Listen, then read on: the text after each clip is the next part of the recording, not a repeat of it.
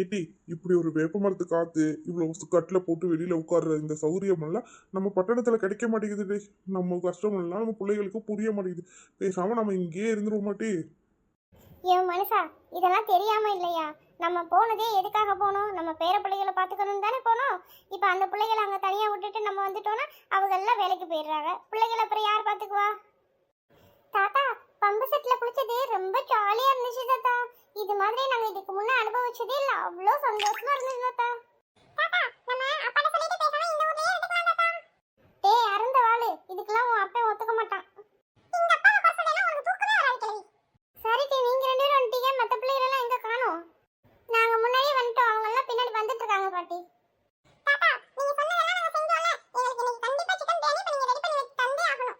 சரி பிள்ளைகளா, அவங்களே வர சொல்லுங்க, நம்ம எல்லாம் சேர்ந்து ரெடி பண்ணலாம். ஆமாயா, இப்படி கேக்குறதெல்லாம் நீ செஞ்சு கொடு. அப்புறம் அவங்க அப்பன்ட்ட போயிட்டு நம்மளாலதான் பிள்ளைங்க கெட்டு போகுதுன்னு அவன் ஏன் கூட சண்டைக்கு வரட்டும். ஏன் அப்படி இருக்கிற நீனு? பிள்ளைங்களுக்கு நல்லதை சொல்லி வளர்க்கணும். சிக்கன் பிரியாணி பொழுதோட சாப்பிடலாமா? அங்க இருக்கும் போது அடிக்கடி சாப்பிடுறாங்கல்ல, இங்கேயும் அதையே கேட்டா நீ செஞ்சு கொடுப்பியா? ஒரு பால்டைல போட வேண்டியதான்.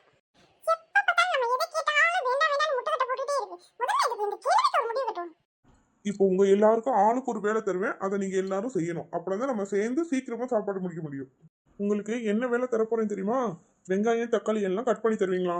நான் அடுப்பத்தை வச்சு சமைக்க ஆரம்பிச்சிருவேனா.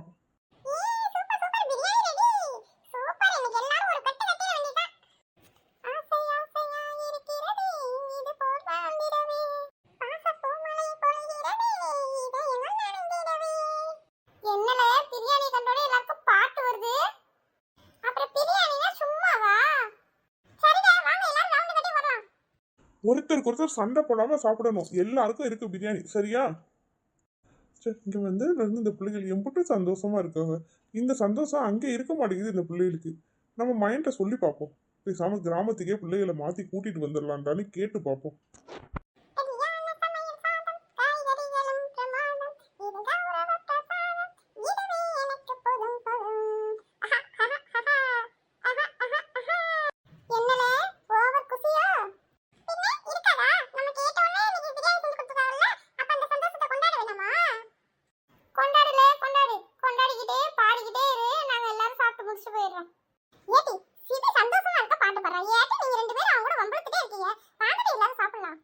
என்னமாக்கா, இன்னைக்கு நாள் எப்படி போச்சு? எல்லாரும் ரொம்ப சந்தோஷமா இருந்தீங்களா? இன்னைக்கு உங்களுக்கு பிடிச்சதெல்லாம் செஞ்சு எப்படி ஜாலியா என்ஜாய் பண்ணீங்களா?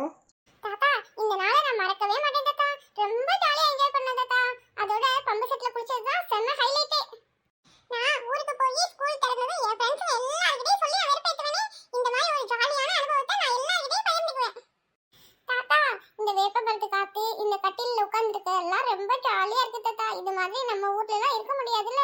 நம்ம வீட்டுக்குள்ளேயே அடைஞ்சு கிடக்குறோம். இங்க வந்து இவ்வளவு ஃப்ரீயா இருக்கிறது ரொம்ப ஜாலியா இருக்கு தாத்தா. சரிமாக்கா, நீங்க எல்லாரும் இன்னைக்கு நல்ல ரெஸ்ட் எடுங்க. நாளைக்கு நம்ம தோட்டத்துல போய் என்னெல்லாம் விளையுதுன்றதை நான் உங்களுக்கு காட்டுறேன்.